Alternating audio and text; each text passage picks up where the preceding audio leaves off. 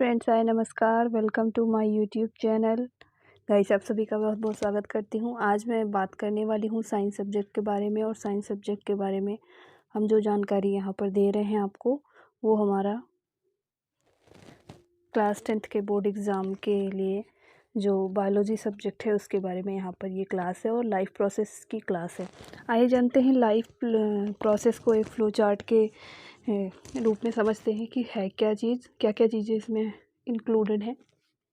तो सबसे पहले लाइफ प्रोसेस की बात करते हैं तो दो चीज़ें हैं। पहला तो न्यूट्रिशन चाहिए, दूसरा क्या चाहिए, रेस्पिरेशन चाहिए।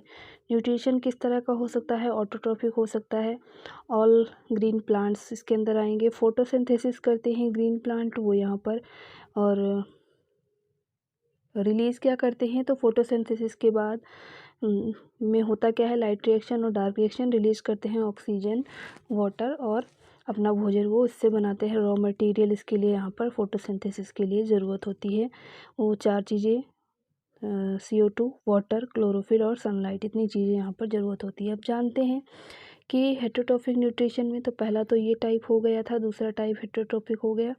इसमें 3 तरीके के न्यूट्रिशन होते हैं, सैप्रोफिटिक, पैरासिटिक और होलोजोइक। तो सैप्रोफिटिक न्यूट्रिशन में क्या आएगा, तो वो उसमें आएगा हमारा एग्जाम्पल है फंजाई और यीस्ट। पैरासिटिक में बात करें तो फंजाई और बैक्टीरिया। होलोजोइक में आएगा अमीबा और ह्यूमन बींग। ये होलोजोइक न्यूट्रिशन के अंतर्गत आते हैं।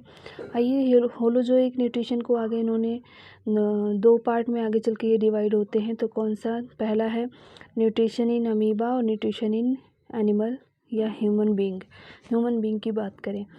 और न्यूट्रिशन अमीबा में बात करें तो यहाँ पर इंजेक्शन के द्वारा डाइजेशन, इसमें 5 प्रोसेस होती हैं, इजेशन, डाइजेशन, एब्जॉर्प्शन, एसिमिलेशन और इजेशन।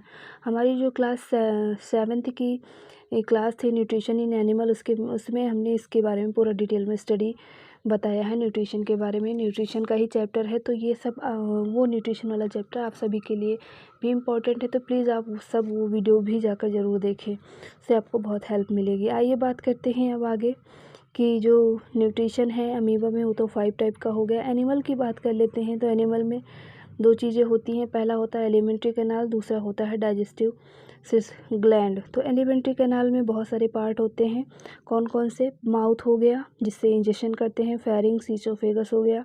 स्टमक में क्या होता है, ये भी पार्ट है, डाइजेशन स्टमक में होता है। स्मॉल इंटेस्टाइन में भी डाइजेशन होता है। लार्ज इंटेस्टाइन में जो है एब्जॉर्प्शन होता है, इसके बाद इंजेक्शन कर दिया जाता है by the rectum and anus.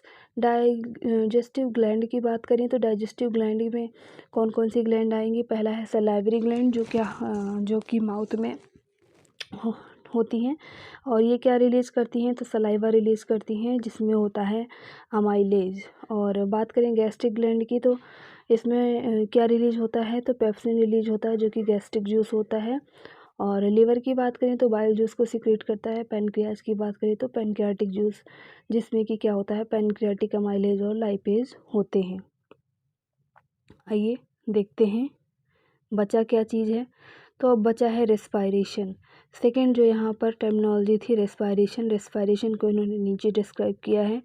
तो ये एरो आप देख रहे हैं, एरो के साथ साथ हम यहाँ पर आएंगे और यहाँ पर रेस्पायरेशन के बारे में डिस्कस करेंगे। 2 तरीके के रेस्पायरेशन होते हैं, एरोबिक और एनारोबिक। Sorry guys. तो एरोबिक रेस्पायरेशन की बात करें तो यहाँ पर गैसियस एक्सचेंज होता है, ग्लाइकोलिसिस होता है। और क्या होता है, पायरुविक एसिड में इसको कन्वर्ट कर दिया जाता है, जिसमें 2 मॉलिक्यूल होते हैं पायरुवेट के। ऑक्सीजन की प्रेजेंस में क्रेब्स साइकिल होती है माइटोकॉन्ड्रिया के अंदर। यहाँ ग्लाइकोलिसिस साइटोप्लाज्म में होती है। और ये हमारा क्या होता है, 6 कार्बन डाइऑक्साइड, 6 वाटर के मॉलिक्यूल और 38 ATP यहाँ पर नीडेड होते हैं, इस फाइंड आउट होते हैं इस पूरी रिएक्शन से, गैसियस एक्सचेंज से। बात करते हैं एनारोबिक रेस्पायरेशन, जिसमें क्या होता है, तो इसमें क्या होता है, गैसियस एक्सचेंज में ग्लाइकोलिसिस हुआ साइटोप्लाज्म में, पायरुविक एसिड 2 मॉलिक्यूल पायरुवेट यहाँ पर हुए और ये प्रेजेंस ऑफ ऑक्सीजन में यीस्ट की साथ फर्मेंटेशन करके क्या बनाते हैं, तो एथाइल अल्कोहल बनाते हैं और एनर्जी रिलीज करते हैं 2 ATP। आइए चलते हैं आगे, बात करते हैं कि जो हमारा एरोबिक रेस्पायरेशन है आगे चल के क्या होता है।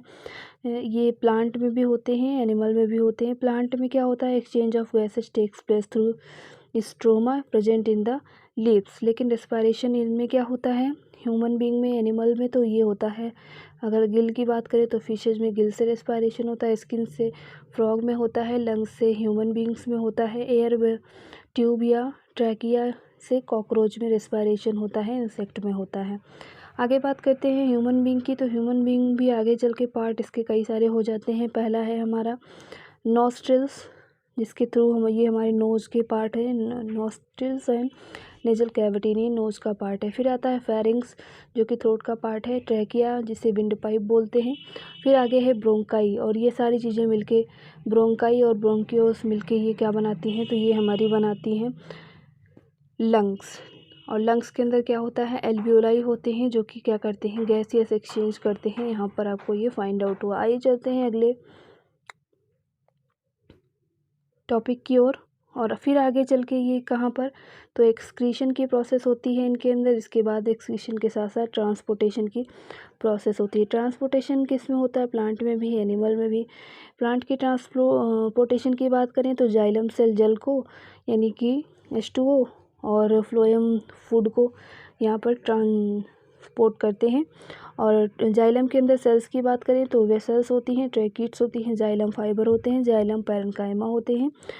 ये ट्रांसपोर्ट करते हैं वाटर को, डिजॉल्व न्यूट्रिएंट्स को, साथ ही साथ मिनरल्स को भी। फ्लोएम की बात करें तो ट्रांसलोकेट करते हैं लीव्स को, लीव्स से अदर पार्ट में, और यहाँ पर स्टार्च यहाँ पर स्टोरेज हो जाता है फ्लोएम में। फ्लोएम पैरेन्काइमा, इसके टाइप क्या हैं सेल्स की इसके, तो phloem parenchyma, sieve plate, sieve tube और कैम्पेनियन सेल्स, ये इंपॉर्टेंट टर्मिनोलॉजीज़ हैं, आप इनके बारे में भी ज़रूर लर्न करें। आइए चलते हैं आगे, जान लेते हैं एक्सक्रीशन प्रोसेस में क्या होता है। तो एक्सक्रीशन इन ह्यूमन बीइंग की बात करें तो इसके लिए यहाँ पर किडनी है जो फिल्ट्रेशन का काम करती है, ताकि कुछ भी वैसी चीज़ें जो हमारी बॉडी को आवश्यकता है वो चीज़ बाहर ना निकल जाए। यूरेटर होता है इसकी हेल्प के लिए, यूरिनरी ब्लैडर, ये भी किडनी का ही पार्ट है। और यहाँ पर यूरेथ्रा होता है। फिर आगे चल के किडनी के अंदर जो सेल्स पाई जाती हैं वो नेफ्रॉन्स कहलाती हैं। इधर देख लेते हैं एक्सक्रीशन इन प्लांट।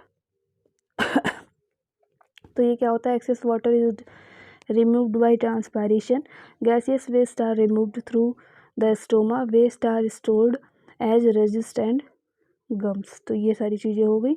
बात कर लेते हैं नेफ्रॉन्स को क्या कहते हैं, एक्सक्रीटरी यूनिट कहते हैं। और यहाँ पर आगे हम